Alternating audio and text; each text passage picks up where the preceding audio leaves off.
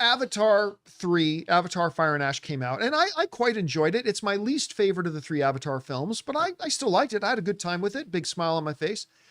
But it didn't do particularly great on its opening weekend, say, compared to the last one. Because Avatar The Way of Water debuted to like $133, $134 million, something like that. This one opened to $88 million.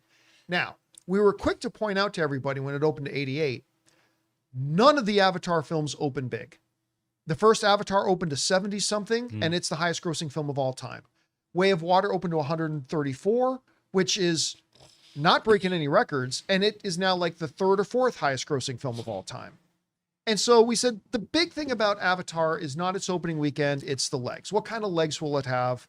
Will it be able to crack it out? Well, listen to this. Hollywood Reporter is reporting that Avatar 3, which opened with 88 million, okay? 88 million on its first weekend.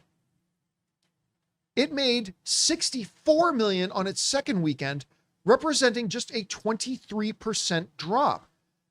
Now, if you want to put that in context, let's look at this. Avatar The Way of Water, which opened to 134 million. Avatar Fire and Ash opened to 88 million.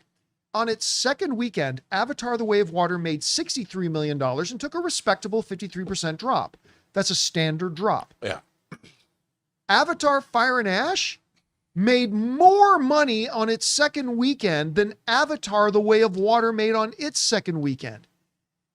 Fire and Ash just took a 28% drop, and by the end of day 10, it's going to approach $800 million. Not at 800 yet, but by the end of day 10, it's going to be approaching $800 million.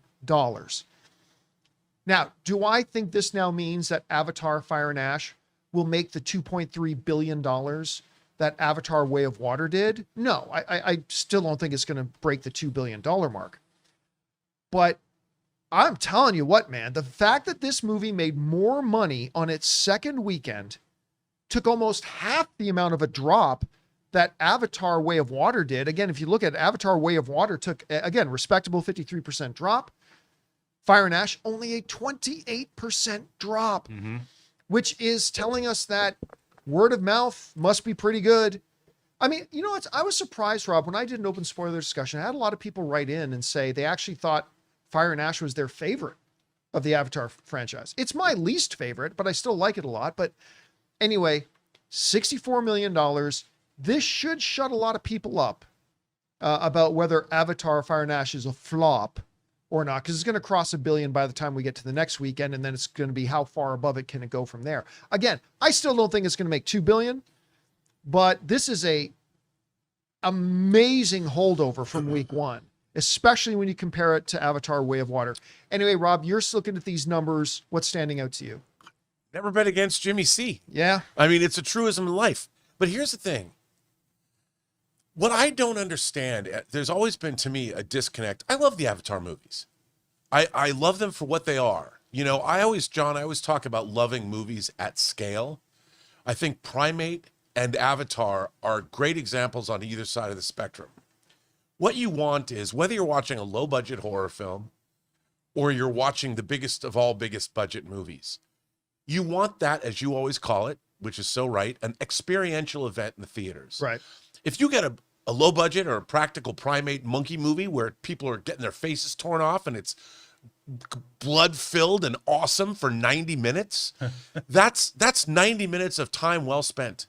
And if you go see a 3 hour and 15 minute or 3 hour and 17 minute Avatar movie and you get transported to Pandora and you get to watch fight scenes and you get to watch, you know, somebody get their freak on with a Na'vi leader of their tribe. I mean, and you get to watch you get to watch whales talk to each other in the middle of the ocean, that I found kind of moving, to be honest.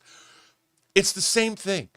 It's the same thing. And that if movies at whatever budget level provide that experiential event, people are going to go and they're going to walk out, whether you like. I'm so tired of hearing the arguments against the Avatar franchise are the most yawn-inducing I've ever heard. I've been listening to them now for 16 years. They're all the same. I've been hearing the same thing. But the fact is, look at people are going because they go into the theater and they're like amazed and they're having a good time and they come out. Well, it's got no pop culture footprint. What do you want? You want the Happy Meals?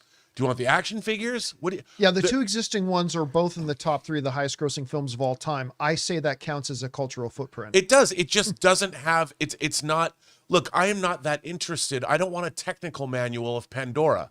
I want a Star Trek technical manual with all the spaceships in it. I want cutaway drawings of the Star Wars Sandcrawler. That's why I buy all that stuff. Pandora, I'm good.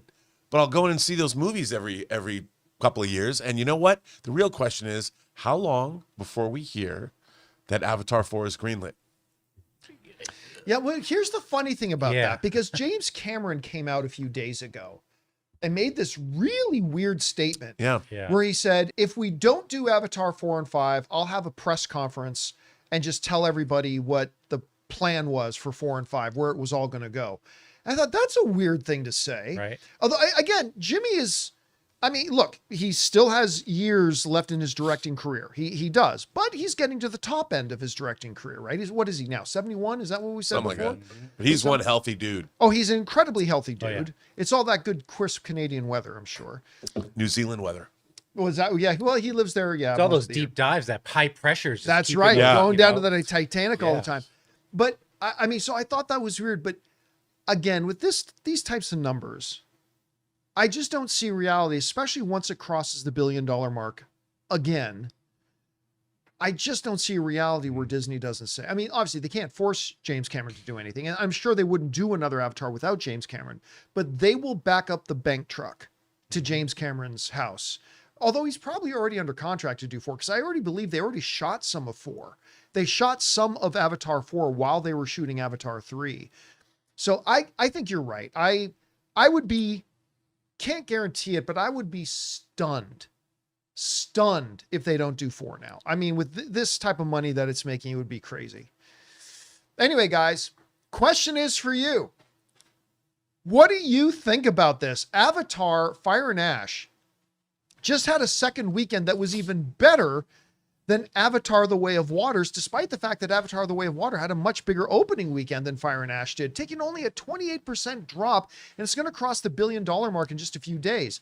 How big can it go? Whatever you guys think about it, jump down to the comments section below and let us know your thoughts. Hey guys, thanks so much for watching this video. Make sure you like the video, leave a comment, and subscribe to our channel. And don't forget, we have a daily podcast called the John Campea Show podcast, available on Apple Podcasts, Spotify, or your favorite podcasting app of choice. Go and subscribe to it today so it'll be there when you need it.